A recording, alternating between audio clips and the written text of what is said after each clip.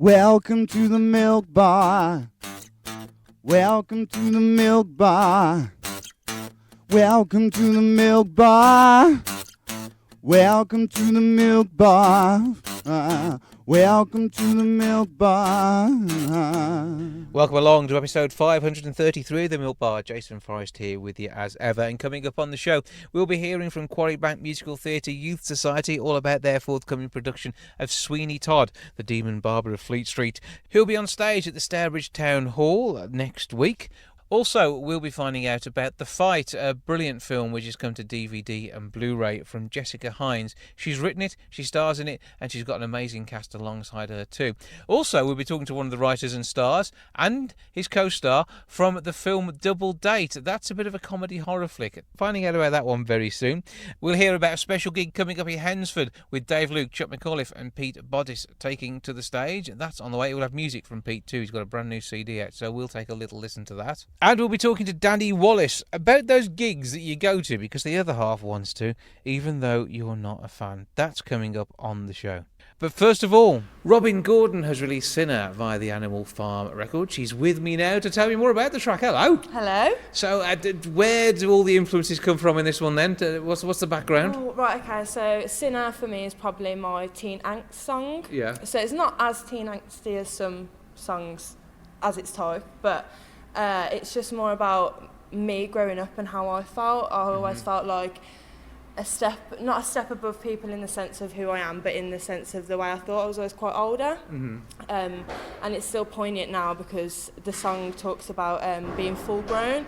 And it's only now that I'm realising actually, if you live in right, you're never full grown. You keep enjoying and exploring and finding out new things. Yeah, so and I think when I first wrote the song, it was the first ever song where I actually thought, okay, I can write and it's enjoyable and it sounds good and it gels and it flows. So I always wanted that to be the first song that I put out for people and I did it. It's out there, and you must be pleased. It's on physical vinyl and CD as well.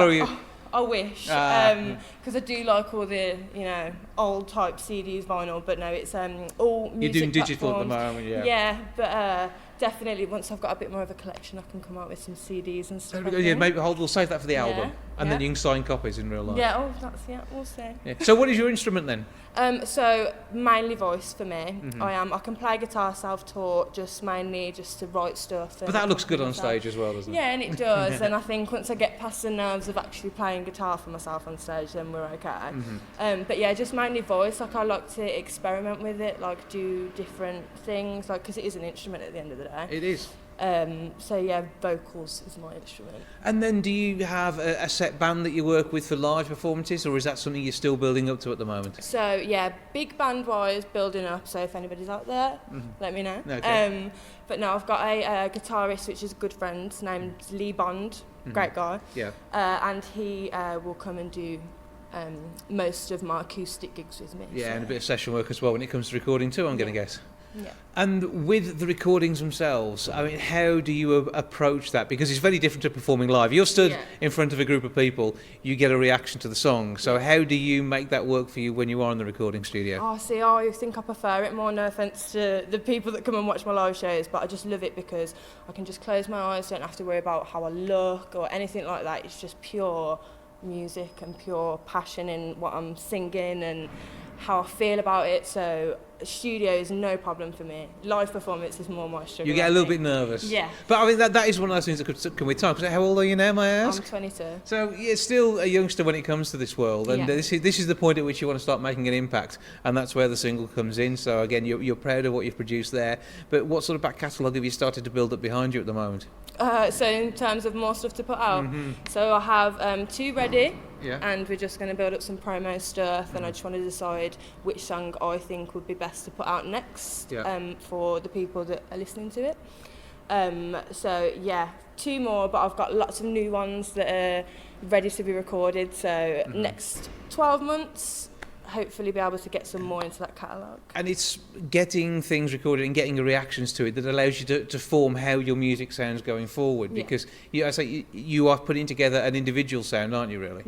Yeah, I'm trying to not necessarily go for the mainstream. I'm not saying I don't enjoy it, But then in the same breath, I do want to try and keep with like real music, real instruments, just because I find so much soul in my music that I find more soul in real instruments than beats and stuff. But then I am always looking to experiment, as I said, so not signing anything out, but yeah. Yeah, and again, you are working, we say, with a lot of different musicians as well. Okay, you've got your main guitarist, but it gives you a chance to get influences from them as well, doesn't it? Yeah, of course. So I went to a like an arts college, so I met a lot of people through there do different sorts of music. So I got bands and DJs and stuff. So there's a lot of people that I know that I do want to work with, and on a lot of different things. So yeah, I'll just keep eyes peeled for that one, I think. Okay, that's one to watch out for. So what does it mean to you as far as social media and all that side of things goes? So at the age of 22, you've pretty much grown up with Twitter around you, and Instagram is probably your friend. Yeah, I suppose. I see a lot of good and bad in social media. I think great for promotion, like music and stuff, getting like a good message out to people, but then there's also the flip side with the pressures that it puts on young people. And is that touched on in the song Sinner as well? Is there some of that in there that's influenced the way you felt about things over time?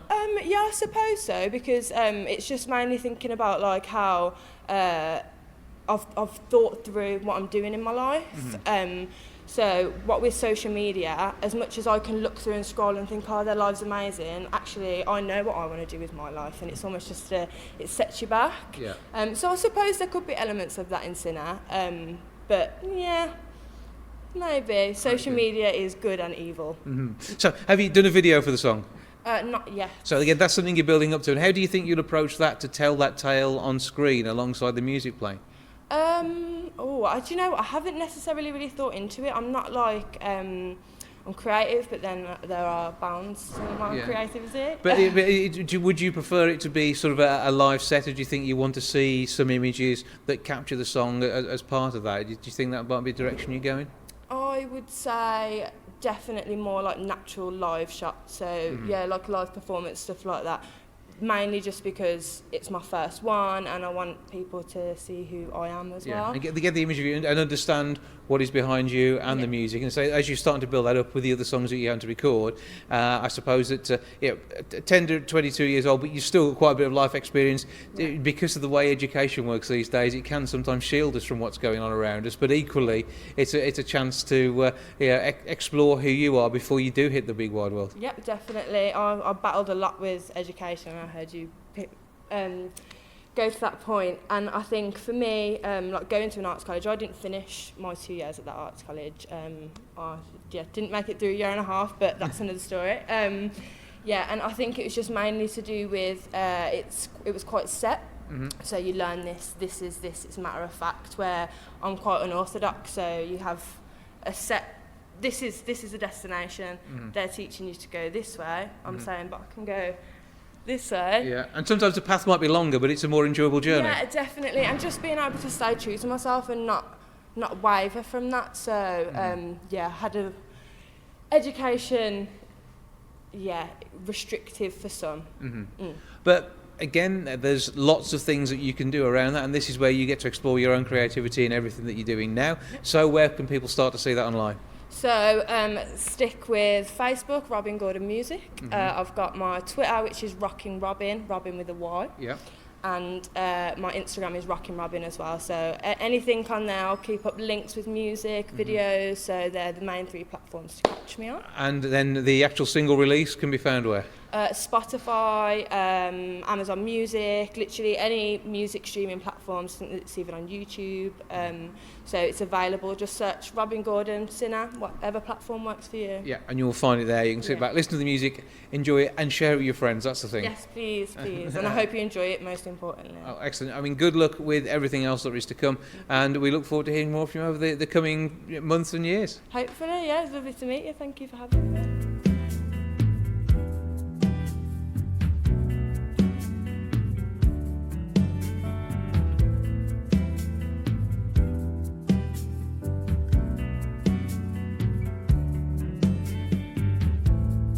Pride is a sin, then call me a sinner.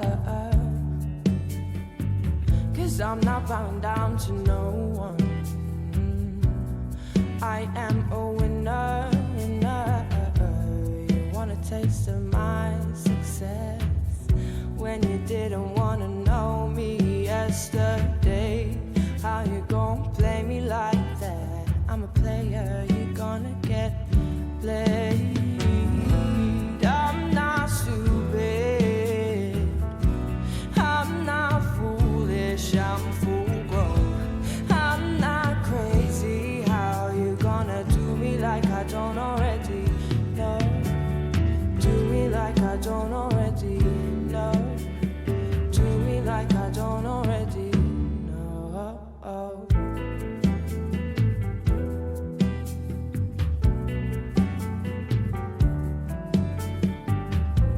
If wrath is a sin, then call me a sinner. You say I've got a temper, and I say, baby, look in the mirror, mirror. While you're off fighting, I'm still here providing everything. And what if I sit back for a while, we'll see if you're fine. I'm not stupid, I'm not foolish, I'm full grown. I'm not crazy, how you gonna do me like I don't already know? Do me like I don't already know. Do me like I don't already know. How you gonna do me like that? Do me like that? How you gonna do me like that? Do me like that? How you gonna do me like that? Do me like that? How you gonna do me like that? Do me like that? I'm not stupid, I'm not foolish, I'm full grown. I'm not crazy, how you gonna do me like I don't already know? I'm not stupid, I'm not stupid, I'm not foolish, I'm full grown. I'm not crazy, how you gonna do me like I don't already know? Do me like I don't already know. Do me like I don't already know. Yeah.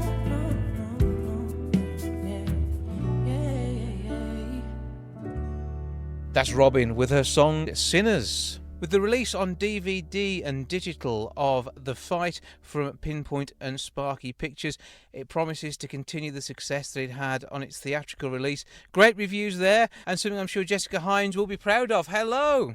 Hi there. So you've had a massive involvement in this project. How did this one come about as your directorial debut? I was inspired to make the film after going to a local boxing gym that had this incredible sort of cinematic light. It was an old Victorian boxing gym with red walls and beautiful high windows and lovely old leather punch bags, and it just had such a nice atmosphere in it. I went to a box fit class there, and I just thought it'd be great to make up a story for this space, somehow tell a story here, put a camera on it.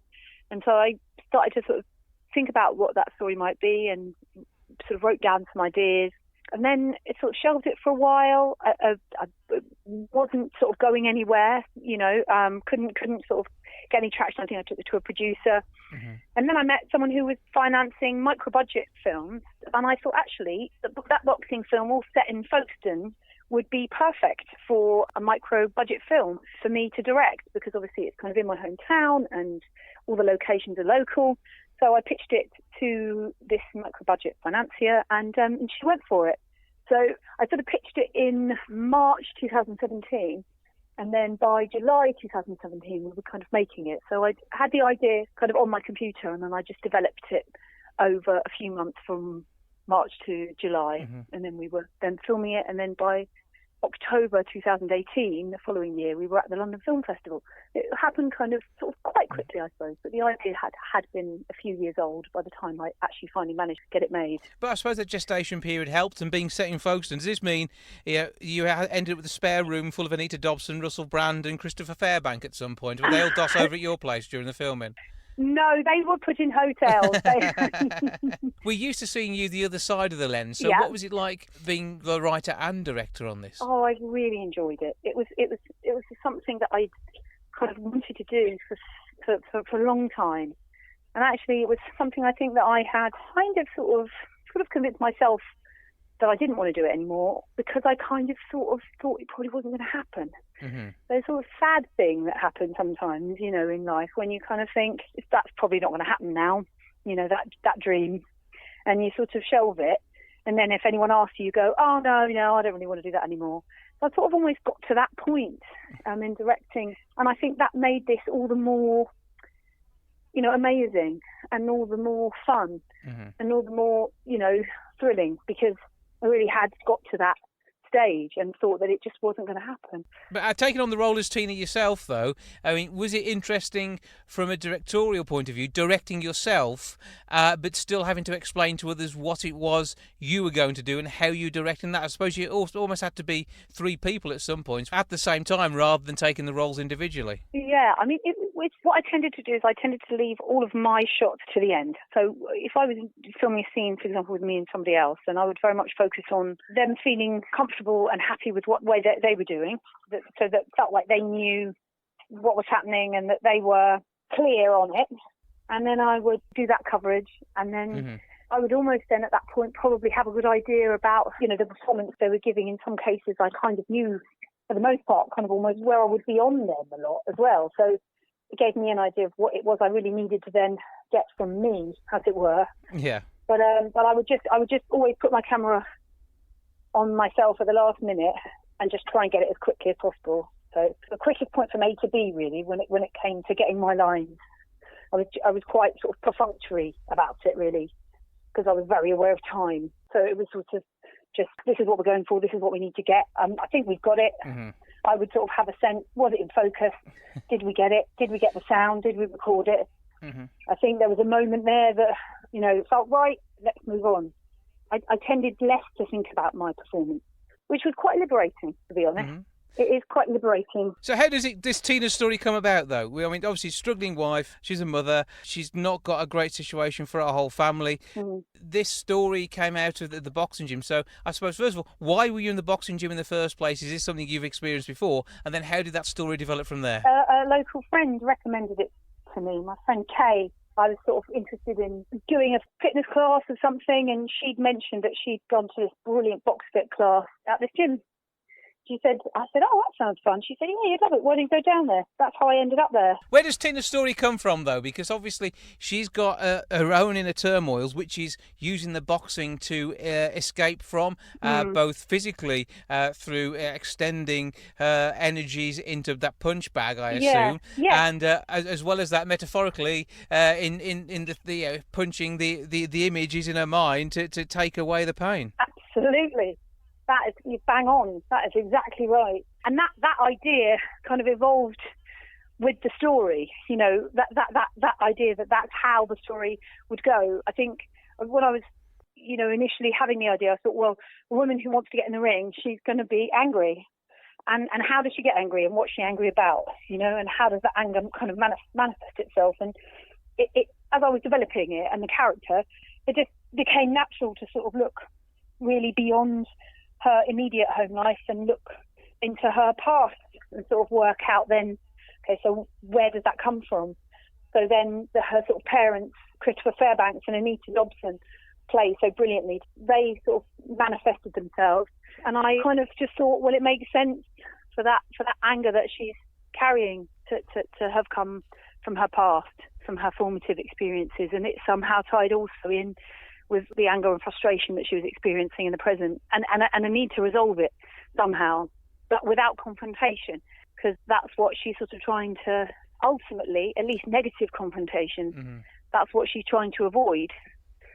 She's trying to find a path and a peace with her past, so she can live in the present with her family and kind of be happy and let that go. And she kind of somehow, in a way, really manages to do that through boxing.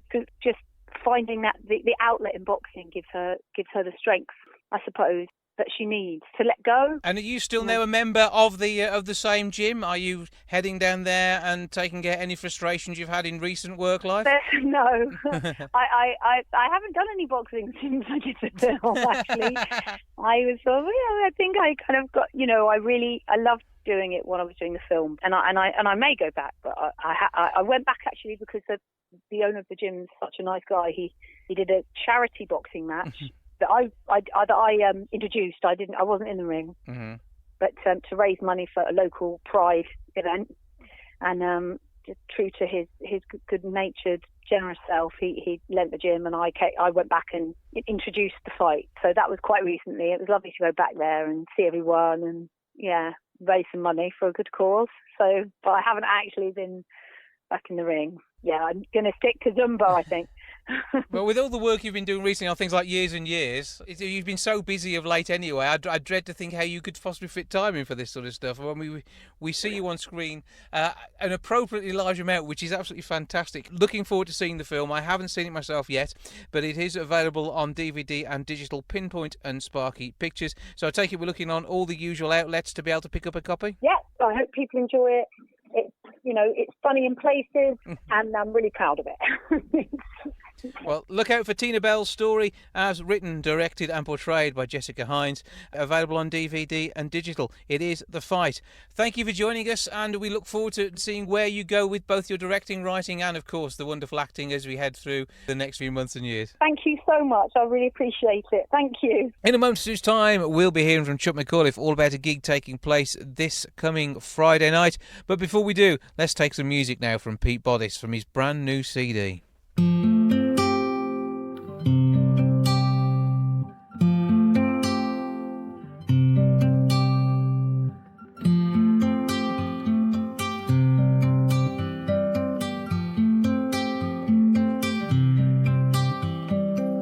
I found myself lost in your city when I flew in today. When last we met, I left in a hurry. Life got in the way. Since you've been gone, I've been thinking about you almost every day. So I thought I'm just going to see you, so that I could say you are the one for me, the only one for me.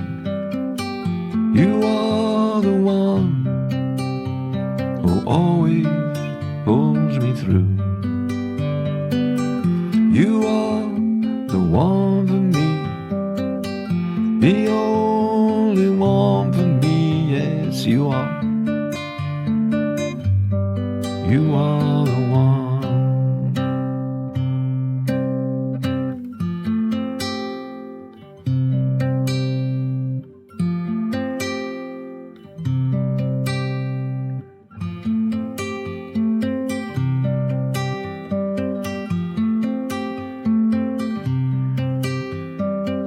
Is this one of life conundrums?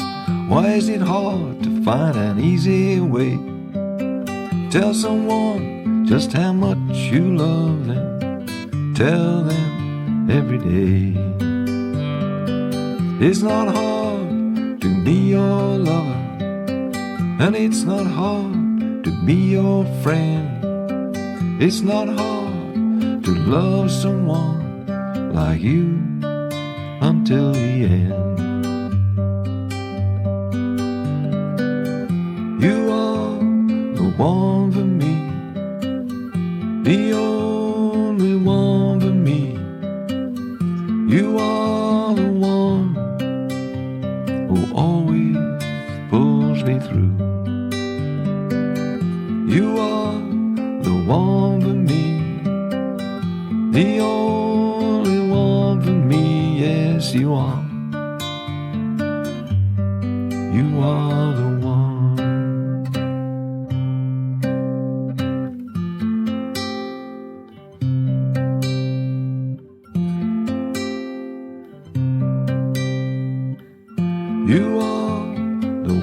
one for me, the only one for me. You are the one who always pulls me through.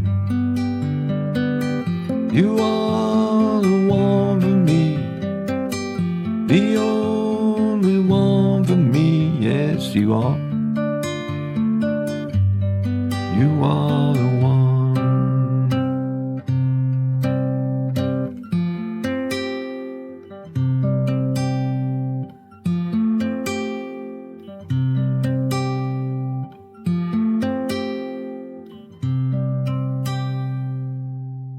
This Friday, the 13th of September at 7:30, the doors will be opening up at St Peter's Church in Hednesford because there's going to be a very special show. Dave, Luke, Chuck Micallef with special guest Pete Boddis on stage. How are you doing, Chuck? Hey, good, Jason. How are you? I'm okay, the standard spokesman for these events. It's good to have a natter with you, but there we go. Well, it's been few and far between this year, but yeah, we're doing a special show coming up in Hednesford and looking forward to it. Live country folk, blues, Americana. If you love that sort of stuff, you're going to love the show, aren't you? I certainly hope so. Dave and I we've been playing together for about 26 years. If we don't have it right yet, then we're going to have to give up. It'll be absolutely awesome. Well, Pete Boddis celebrated his 75th birthday on the night, and he's been playing live for at least 80 years, so I don't know how he did that. Yeah, I heard that Pete sang in utero. So it's going to be an absolutely brilliant night, isn't it? Yeah, well, we always have a great time when we share the stage with Pete, and he's just had a new CD out, so we're looking forward to hearing some tracks off his new CD. Mm-hmm. And this is the first time that I think Dave and I have ever played in a church, so that's going to be unique. Fingers crossed you don't get struck down at any point. Well, I know I won't. It is a worry with Dave, isn't it, to be fair, but there we go. So what else can we expect from you on the night? Is there anything that has been requested in advance? Well, we'll definitely do an encore with Pete. We all like doing a rousing version of John Prine's Paradise. That's in the pocket. Dave and I, we're trying to do select familiar tunes that our audiences have heard over the years and put them together and create a nice atmosphere in the church. That's the whole game plan, right? Well, now. The thing is that the acoustics are going to be amazing. We already know that from the outset. So you put some brilliant music in there too. It's going to be a glorious night. Yeah, and we will be having our good buddy Bruno Edwards handle our sound. And Bruno's worked with us for years, like all through the Health and Happiness Show years at the Block Switch. He's a very competent sound man. So very good ears and great heart. It's going to make the night even more special, I'm sure. And a rousing chorus of happy birthday for Pete, because as we say, it is his 75th birthday on the night. I know, yeah. We'll have the whole place dancing for happy birthday for Pete. That should be good. And what else has been going on with you and Dave? Have you got any more new music?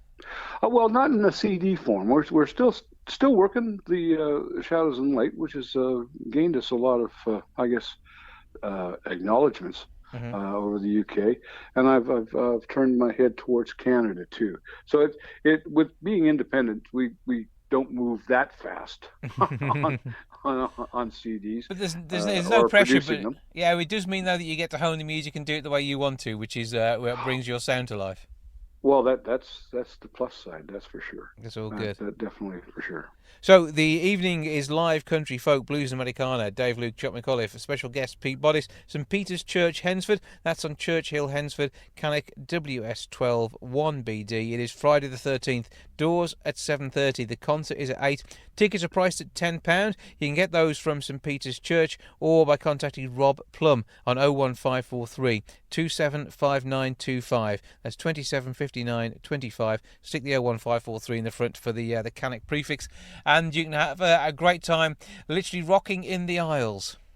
Well, hopefully, and praying at the same time. We're multitasking that night. I think that will do the job. Chuck, always good to speak to you. Keep up the good work, and we look forward to seeing you soon. Thank you, sir. Right, next track is Our Love Will Exceed It All, which is the title track of the album, as they're all sort of love songs, as I've said. So, Our Love Will Exceed It All.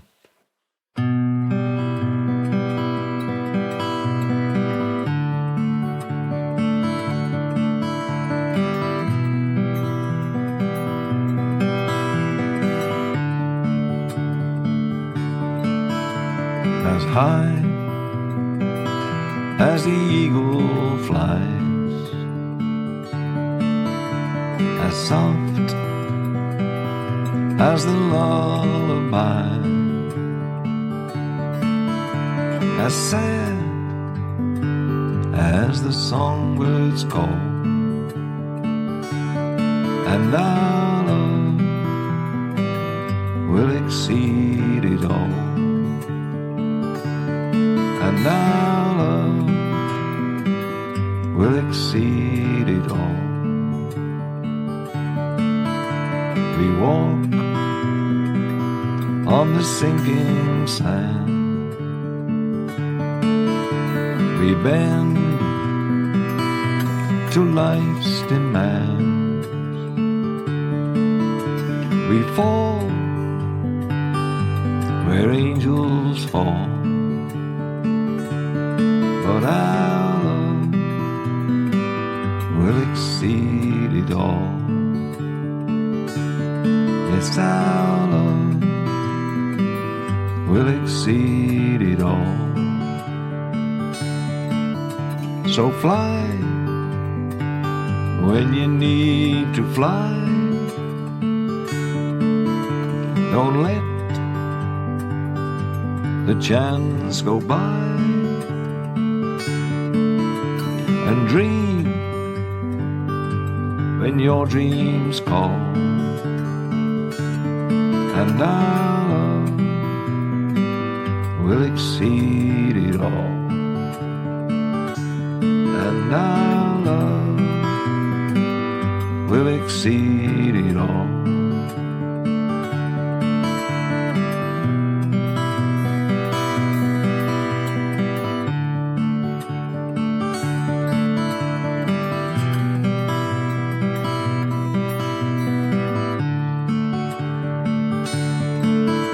So fly when you need to fly. Don't let the chance go by. And dream when your dreams call. And our love will exceed it all. And our love will exceed it all. As high as the eagle flies, as soft as a lullaby, as sweet as the songbirds call.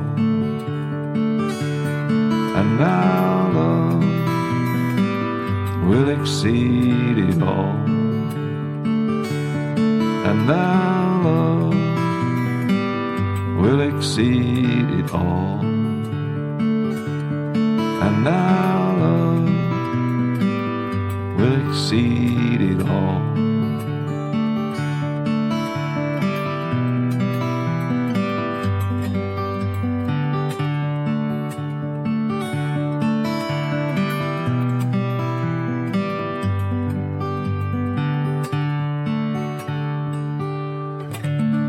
Quarry Bank Musical Theatre Youth Society are going to be at Stourbridge Town Hall from the 18th through to the 21st of September.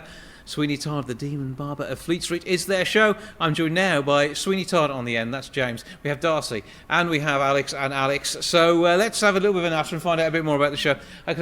So you look a bit Sweeney Toddish, the hair thing there. Obviously no one's cut that recently, so are you preparing yourself for being a demon barber? Yeah, I don't think I'll have this hair. I think I get to wear a wig. That's cool. So, but yeah, I've felt pretty prepared because I'm passionate about this role. Yeah, well, it is a big role, and it's not like the film. Anybody who's worried, it isn't all blood, guts and gore. It is a great, it's a fun family musical. It is something you can take the kids to. Yeah. Otherwise, the Youth Society wouldn't be doing it, would you? Exactly, yeah. It's a lot more lighthearted than the film because obviously, one, we can't get the special effects for all the gore, and two, it's just not written that way. It's a lot more lighthearted. There's lots of funny scenes, and you can definitely bring your kids to come and watch it. Okay, so we've met Sweeney Todd. Darcy, who are you? I'm playing Mrs. Lovett. So that's an important one. Head of Pies. Yeah, well, I don't want to give everything away. Okay, well, I think with Sweeney Todd, there are not that many things we can class as spoilers because it's been around a little while. She's a bit insane, isn't she? I mean, who thinks of doing that? But it is a really exciting part to play. Yeah, I'm very excited. And again, it's part of the fun of it, and it's the accents which are going to be fun to do as well, isn't it? Because we're all based down south in London, so I think that kind of adds to the fun of the show. Yeah, I've been trying to channel my inner Angela Lansbury. Trying to get that sort of, And he gets to be your Dick Van Dyke, is that what we're saying? I just growl my Okay. way through it. Very angry. Yeah. So, that is vented. Yeah, it's good to see the contrast between our two characters. I think that's what gives it the more comical side of the show. Yeah. So. Okay, let's move over to the Alex corner over here. So, we'll go with curly haired Alex to begin with. You've been doing some great stuff on stage of late. You've been having some fun over at the Hippodrome, so that was a bit of a giggle. So it's going to be good to be back with your family at Quarry Bank? Yeah, I'm buzzing because as amazing as West Side Story was, I feel like I'm loads closer with Quarry Bank, and I've known all these people for years, and I love Sweeney Todd. It's a great show. And who are you? I'm playing Anthony Hope. And then what does Anthony get up to in this show? He's kind of like Sweeney's little tool to get him what he wants, but he has his own little romance with Joanna, and he goes on his own little journey to win Joanna's heart. Okay, Joanna. Okay, Alex. Yes. Tell us a bit more about the trials and tribulations of putting up with him. Well, I mean, I've worked with him a few times, so he's okay. But yeah, it's really nice being at Quarry Bank because it's a really nice big family, and I've played opposite you quite a few times. So yeah, it's really fun. And when you're approaching a show like this, it is all about the big musical numbers as well. And you will fill the stage at Stourbridge Town Hall, won't you? There is going to be so much going on.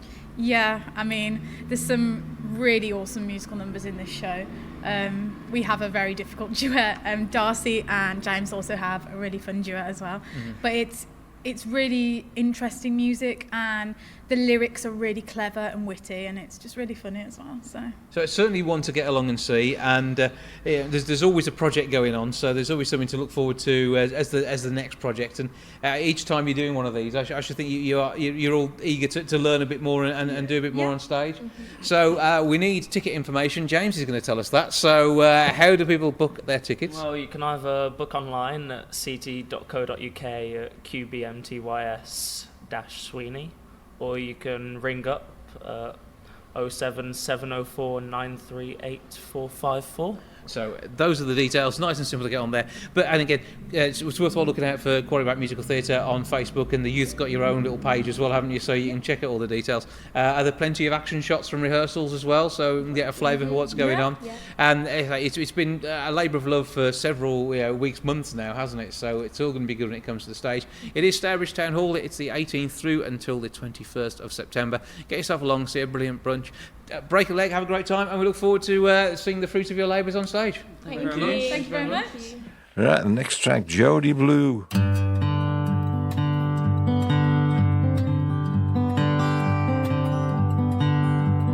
Jody Blue was a lady who knew how to turn a trick or two beneath the ground. She was a fine young woman of 22.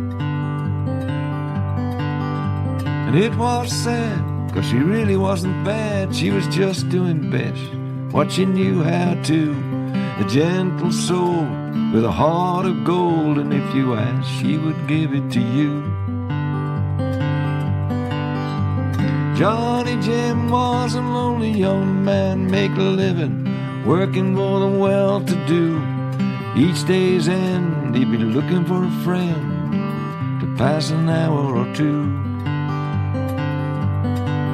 For a quiet boy was not so bold. City streets were awfully cold, till he met a kindred soul in the shape of Jody Blue. Two lonely people meeting in the night. How can a thing so wrong be so right? How can a thing so wrong be so right? Well, they sat together in a backstreet bar and they talked about the way things were and the dreams they both had of how things ought to be. They were both looking for the very same thing, a one-way road to the eternal ring, bound them both to everything they never wanted to be. Raised in the heart of a city waste, maybe they're reaching far above their place, but they both knew they could not face the only future they could see. So like two actors in their own little show, talked of places they could go, places where no one would know, no one would ever see. Two lonely people meeting in the night. How can a thing so wrong be so right? How can a thing so wrong be so right? Johnny smiled and said, well, I'm sorry to say, just cannot afford to pay for the love you cannot give away to a boy like me. Jody said, Johnny, don't you put yourself down, 'cause tonight in you I believe I've found a little hope for two city clowns like you and me. And Johnny, I think it will be alright for you and I to spend the night till the darkness turns to light. We'll let the world go free. For a few short hours they forgot the world, found in each other this boy and girl, love more precious than any jewel that you will ever see. Two lonely people meeting in the night. How can a thing so wrong be so right? How can a thing so wrong be so right? Yeah, Jody Blue was a lady who knew how to turn a trick or two beneath the ground. Well, she was a fine young woman of 22. And it was sad, 'cause she really wasn't bad. She was just doing best what she knew how to. A gentle soul with a heart of gold, and if you ask, she'll give it to you. Two lonely people meeting in the night. How can a thing so wrong be so right? Yeah. How can a thing so wrong be so right? Yeah, Jody, Jody Blue. Hey, Jody, Jody Blue. Hey, Jody, Jody Blue.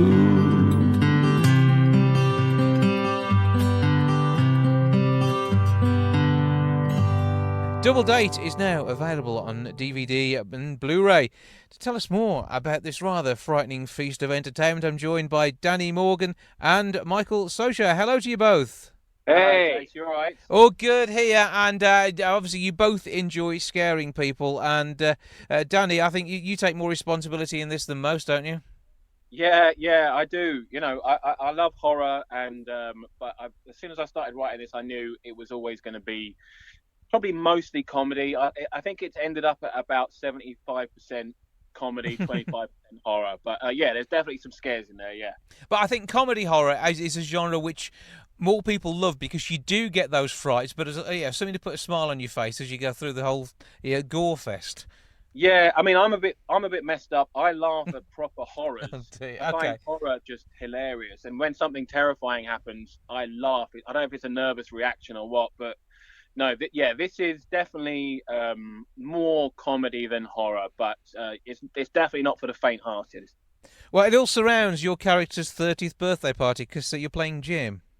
That's right. And then tying in with this, you've got a rather annoying best mate, which is Alex, played by Michael. Now, Michael, were you pleased to be cast in this role? Oh, most definitely, yeah. I think initially when I was first approached with the role, I wanted to go and figure out a little bit more about the director and producer. So we had a meeting and just instantaneously fell in love with the pair of them, well, the three of them actually in a room. And I knew I wanted to be part of this.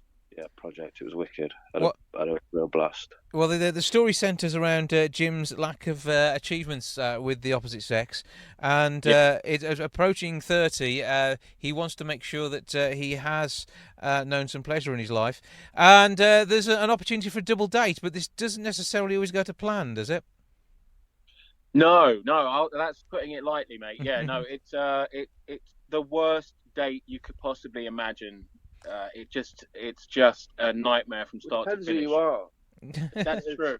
That's true. If you're a nutcase psychopath, if you're a serial killer, cannibal, maybe you'd really enjoy. That'd be amazing. Then it's a total success of an evening. Yeah. Couldn't have gone better. No, but if you're a normal sweet guy or a virgin or a slightly cocky best friend, it's an absolute shocker. Well, they say these stunning sisters do have virgin sacrifice potentially on the cards, and so where else does the story go around all of this? Yeah, so the whole thing follows the two pairs.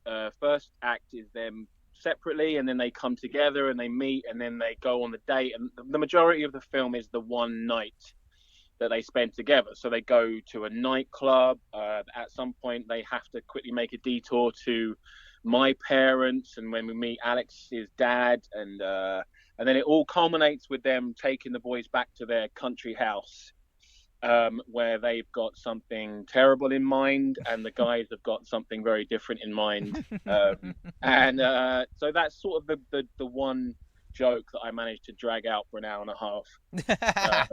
So that's basically it. Most of it is one night, starts off in London, and then we end up in the countryside.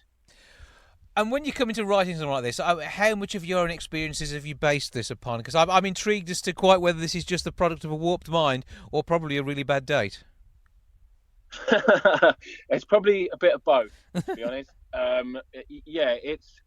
It definitely came from me wanting to write about anxieties that I had around dating and stuff, and trying to explore that. And so I just had this idea that, a really nervous guy who wants to confront those fears with the help of his best friend, and finally confronts that fear and goes on a date. But this just so happens is the night that he really shouldn't have taken the date. I just liked that idea, but it's definitely some personal experience in there. And Michael, with Being Human, one of the shows you've worked on in the past, you've got a bit of experience of this genre in some ways, and the supernatural, yeah. So you're used to being out there with some weird, freaky stuff happening. Yeah, I've just got Danny staring at me. I had a really good time with it. Oh, it was such a laugh. I thoroughly enjoyed it. Every day was just dead fun. And yeah, you do hear it an awful lot from actors and directors and producers saying how much fun it was and all that. But no, it was great. It was a real joy. Well, it's going to amuse, hopefully scare a little bit, but certainly bring a lot of fun to our screens. Available now on DVD and Blu-ray and digital download as well. Yes, mate, on Amazon and iTunes and a few other places, and it's in all good Woolworths.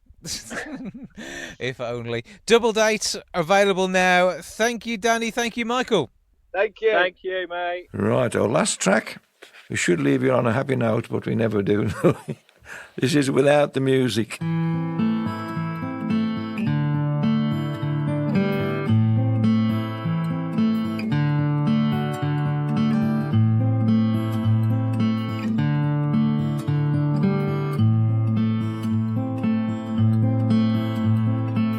Sometimes I think it's time for me to walk away, to let it be.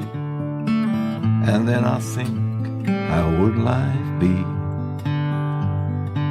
without the music? The simple word, the melody, the catchy rhyme that touches me. But I know there's no harmony without the music. So to those who stop and stare at we old fools who stand up there, standing there to turn the pages, standing like a rock of ages. Just to say before I go, just to say so that you'll know, I know there will be no show without the music. So let the final show begin, and when it ends go round again and again and again, for we know life would end without the music. So to those who stop and stare at we old fools who stand up there, standing there to turn the pages, standing like a rock of ages. So let the final show begin, and when it ends go round again and again and again, for we all know life would end without the music.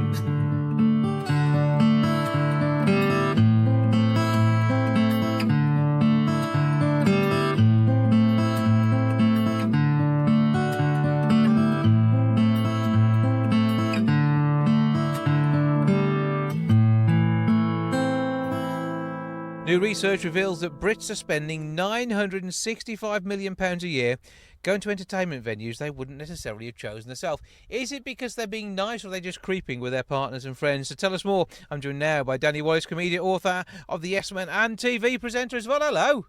Hello, Jason. How's it going? All good here, and I trust we find you well, and probably with a list of gigs that you didn't really want to go to. That is the thing. I mean, have you been guilty of this, or not guilty? Have you done this for someone else? I am generally nice, but I tend to hang around with people with similar tastes to me. So I can't think of anything offhand that I've gone to that I absolutely thought, no, I've got to sit through that now, have I? But in the main part, I tend to think, well, sometimes these things can be quite expensive, and I tend to put the money towards a DVD or a CD of the act or thing in question. What a selfish young man you are. Yes. I think it's quite heartwarming research. It's all this research by our friends at Barclaycard, and I think it really paints us in quite a nice light. So I'm sort of imagining lots of other people rather than you, Jason, who's just sitting at home with your DVD. Basically, it's sort of works like this: people have used their card, they get deals on gigs, and then it's about persuading their other halves that it's like, this is going to be great. So, like you say, a lot of people hang around with people with very similar tastes, but very often in a relationship, say, you kind of put those interests to one side. There's various bands that in the past that I've really wanted my wife to go and see, but I've sort of thought maybe she won't want to kind of come with me, and yet, being quite an open woman, she comes with me, and by the end of it has a fantastic time. And the same is true of almost anything, whether it's I don't know, it could be anything. It could be your mate saying, do you want to go and see some Romanian wrestling tonight, or cosmic prog rock? And you, Jason, you're like, no, I've got my DVDs. I'm perfectly happy.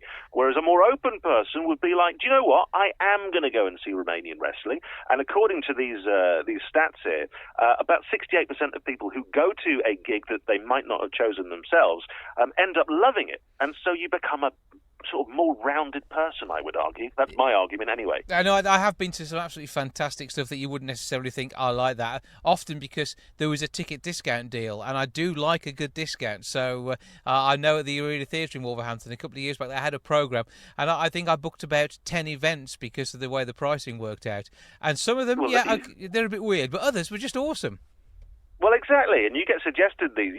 Obviously this comes from Barclaycard, and they do that kind of thing. And so, if you're doing that and you're getting all these offers on things, it sometimes seems silly not to kind of open your mind. Although I have to say as well, as a parent, most of my life is going to things that I wouldn't normally have chosen, and that in fact would be a bit weird if I had.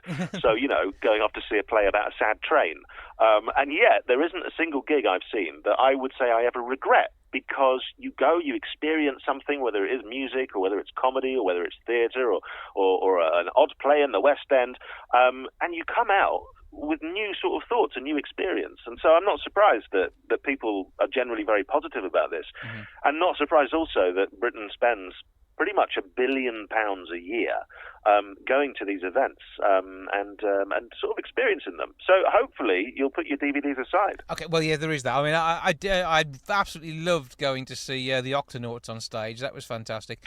Yeah, absolutely. And the reason you were with children, though. Yeah, the nephews were there.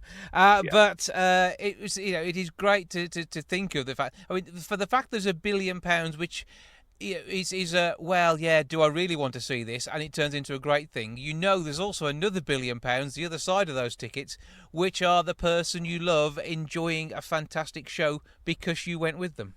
Well, exactly, and that's the thing. I think that a lot of people do this to spend time with their other halves and to show an interest. However, there is a darker side, Jason. Is there? And, it's called, they're calling it gig pro quo, which is essentially, you scratch my back, I'll scratch yours. You come with me to see cowboy folk rock, and then I will go with you to see whatever crazy thing you have been keeping a secret in this marriage for so long. Unicorns on ice, that sort of thing. Exactly.